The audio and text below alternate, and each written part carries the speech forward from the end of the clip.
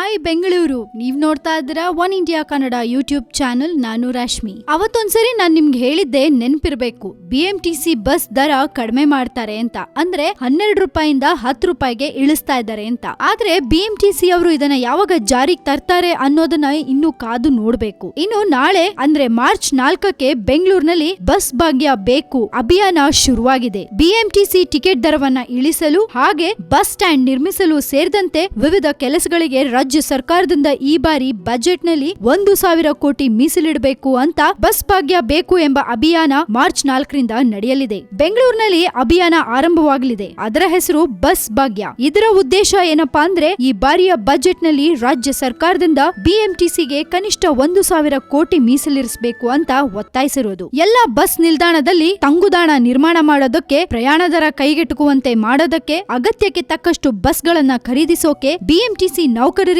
ಬಾಕಿ ಇರುವ ಮೊತ್ತವನ್ನ ಪಾವತಿಸೋಕೆ ಆ ಹಣವನ್ನ ಬಳಸಬೇಕು ಅಂತ ಒತ್ತಾಯಿಸಿ ಸಹಿ ಸಂಗ್ರಹ ಮಾಡಲಾಗತ್ತೆ. ಕೈಗೆಟುಕುವ, ಆರಾಮದಾಯಕವಾದ ಮತ್ತು ಸುರಕ್ಷಿತವಾದ ಸಾರ್ವಜನಿಕ ಸಾರಿಗೆ ವ್ಯವಸ್ಥೆಗಾಗಿ ರಾಜ್ಯ ಸರ್ಕಾರಕ್ಕೆ ಬೇಡಿಕೆ ಸಲ್ಲಿಸುವ ಈ ಅಭಿಯಾನಕ್ಕೆ ಸಾರ್ವಜನಿಕರು ಕೈ ಜೋಡಿಸಬೇಕೆಂದು ಮನವಿ ಮಾಡಲಾಗಿದೆ. ಹೇಗೆ ಆಹಾರ ಮತ್ತೆ ಹಾಲು ಜೀವನಕ್ಕೆ ತುಂಬಾ ಅವಶ್ಯಕ, ಅದೇ ರೀತಿ ಕೆಲಸ, ಶಿಕ್ಷಣ ಮತ್ತೆ ಉತ್ತಮ ಆರೋಗ್ಯ ವ್ಯವಸ್ಥೆಗೆ ಸಾರಿಗೆ ವ್ಯವಸ್ಥೆ ಅಷ್ಟೇ ಮುಖ್ಯ ಅನ್ನೋದು ಅಭಿಯಾನದ ಬೇಡಿಕೆಯ ಮೂಲ. ಬೆಂಗಳೂರಿನಲ್ಲಿ ಒಂದು ಕುಟುಂಬ ಆರಾಮಾಗಿ ಜೀವನ ನಡೆಸೋದಕ್ಕೆ ತಿಂಗಳಿಗೆ 20,000 ರೂಪಾಯಿ ಆದಾಯ ತುಂಬಾ ಅಗತ್ಯ. ಆದ್ರೆ ಇಲ್ಲಿನ ಲಕ್ಷಾಂತರ ಮಂದಿ ಆದಾಯ ತಿಂಗಳಿಗೆ 4-5 ಸಾವಿರ ಮಾತ್ರ ಇದೆ. ಕನಿಷ್ಠ ವೇತನಕ್ಕಿಂತ ಕಡಿಮೆ ಮೊತ್ತ ಇದು. ಇಂಥ ಸನ್ನಿವೇಶದಲ್ಲಿ ತಿಂಗಳ ಬಸ್ಗೆ 1,000 ರೂಪಾಯಿಯನ್ನು BMTC ನಿಗದಿಪಡಿಸಿರೋದು ಯಾವ ನ್ಯಾಯ? ಇದನ್ನು ಕೂಡ ಪ್ರಶ್ನಿಸಲಾಗಿದೆ. ಇನ್ನು ಮಾರ್ಚ್ 4 ಶನಿವಾರದಂದು ಡಬಲ್ ರೋಡ್ ಶಾಂತಿನಗರ್ ಬಸ್ ನಿಲ್ದಾಣದಲ್ಲಿ ಬೆಳಗ್ಗೆ 11ಕ್ಕೆ ಬಸ್ ಭಾಗ್ಯ ಬೇಕು ಅಭಿಯಾನ ನಡೆಯಲಿದೆ. ರಾಕ್ ಸ್ಟಾರ್ ಬ್ರೂಸ್ ಲೀ ಮಣಿ ಭಾಗವಹಿಸಲಿದ್ದಾರೆ. ನಿಮಗೇನಾದ್ರೂ